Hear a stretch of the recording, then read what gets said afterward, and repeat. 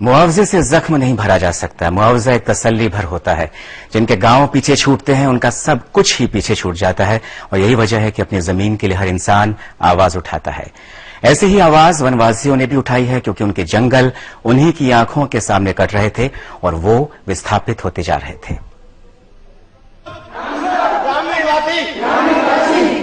जो भी हमारे जंगल की रक्षा करेंगे और जो लकड़ी काटेगा डिपार्टमेंट। ये आदिवासियों की महाशपथ है। ये शपथ खुद से है और खुद के लिए है। जंगलों की जिंदगी दांव पर लगी है और ये आदिवासी उन जंगलों में अपनी जिंदगी की वजह ढूंढते हैं। जब इन्हें लगा कि इनके जीने की वजह पर अतिक्रमण का साया धीरे धीरे जंगलों को अपनी जद में ले रहा है, तो एक शपथ लेकर ये जंगल की हिफाजत के लिए एक साथ आगे रोकना है, जंगल कटाई को रोकना है, जंगल कटाई को रोकना है, जंगल कटाई को रोकना है। छत्तीसगढ़ का कोंडा गांव। जंगलों में बढ़ते विकास के अतिक्रमण ने इन आदिवासियों को कई दफे विस्थापित किया, लेकिन जिनकी आत्मा जंगलों की आबो हवा में बसती हो, उनकी बस्ती को यूं नहीं उजाड़ा जा सकता। एक आवाज तो गूंजनी ही थी। यहाँ अतिक्रमण से परेशान आदिवासियों ने जंगल और जमीन बचाने की महाशपथ ली, जिसमें आसपास के 4 गांवों के आदिवासी इकट्ठा हुए। इनकी शिकायत वन विभाग से है, जो इन आदिवासियों की बेदखली का जिम्मेदार है। वन विभाग पर आरोप है कि उसने इनके 45,000 पट्टे नाजायज रूप से बाहरी लोगों को बांट दिए। फॉरेस्ट वाले को देखना चाहिए, वन धन समिति वालों को देखना चाहिए सब चीज को। इसी के लिए आज 4 गांव का यहाँ बैठक हो रहा है। और ये जो अतिक्रमण जमीन के बारे में हो रहा है, इन लोग जो बैठे हैं बाहर से आके, इन लोग जमीन को जितना दिया गया है, जितना पहले से बना है, उसके और आगे पीछे फैला रहे हैं। उसको रोकने के लिए लगाए हम लोग आज का मीटिंग को। पहले वो ऐसा नहीं था सर। पहले वन समिति वाले हर घर से डिटेलमेंट करते थे, सवेरे से शाम तक जंगल की रक्षा भी करते थे। तो अब वो चीज नहीं है। यहाँ काम कर नहीं पा रही। जैसे हमारे गुनियाओं का एक आया था केस, उस समय क्या हम ही 4 ग्रामीणों को अतिक्रमण को हटाना चाह रहे थे, वहाँ विभाग साथ नहीं दिया।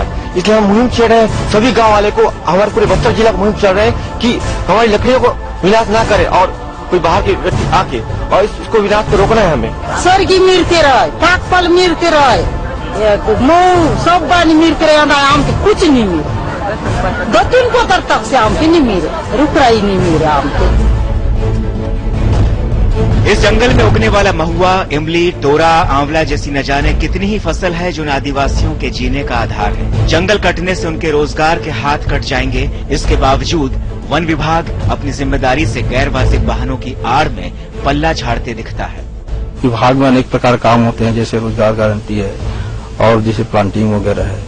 उस समय क्या है, स्टाफ की कमी होने के कारण ये सब समय थोड़ा बहुत कहा जा सकता है कि वन विभाग के पास ज्यादा काम होने के कारण वनों की सुरक्षा करना। नहीं, बिल्कुल दायित्व है हमारा रक्षा करना। इलाके का आलम यह है कि जिस समय यहाँ के आदिवासी अपने जंगल को बचाने के लिए एक दूसरे का हाथ पकड़कर शपथ ले रहे थे, उसी वक्त पड़ोस के कुनकुरी के जंगल में जंगल माफिया तकरीबन 10 एकड़ जंगल पर आरी चला रहे थे। सुबह जब ग्रामीण जंगल पहुँचे तो यहाँ बड़ी तादाद में कटे हुए पेड़ मिले। 10 एकड़ जमीन पे मतलब वृक्ष काटा गया है। उसमें नहीं पर भी से 1.5-2 लाख पौधे होंगे, छोटे बड़े सभी मिला के। तो क्या फॉरेस्ट क्या देख रही है इसमें? स्थानीय लोगों का कहना है कि ये सारी कटाई वन विभाग की मिलीभगत से होती है। अभी 3 दिन हो गए, 4 दिन हो गए कि प्रशासन को, मतलब शासन को दिया गया है, सूचना दिया गया है, अभी तक नहीं आया है। कोई अधिकारी नहीं आया है, न ही कोई रेडियो बोल रहे हैं। हालांकि हम पट्टा देते हैं, किसको पट्टा दिया गया है? हम लोग तो जान रहे हैं कि भाई ये आरक्षित जमीन है। 20 के झाड़ कटे हैं, सफाई की गई है इन्फोर्समेंट के इरादे से, और उसके विरुद्ध उन्होंने PR जारी किया है और वो आदमी नहीं मिला है वहाँ, और कल भी वो नहीं मिला। आज भी अभी स्टाफ गया हुआ है उसको खोजने ही। जब पहरेदार ही गुनहगार बन जाए तो हिफाजत फिर किसके हवाले? जंगल कटने से न सिर्फ यहाँ से होने वाली आमदनी कम होगी, बल्कि हाथी और दूसरे जंगली जानवर भी जंगलों की बजाय बस्ती का रुख करेंगे। लेकिन ये सोचने के लिए शायद वक्त किसी के पास नहीं। समय के लिए जशपुर से राजेश पांडे के साथ कोंडा गांव से संजीव शर्मा।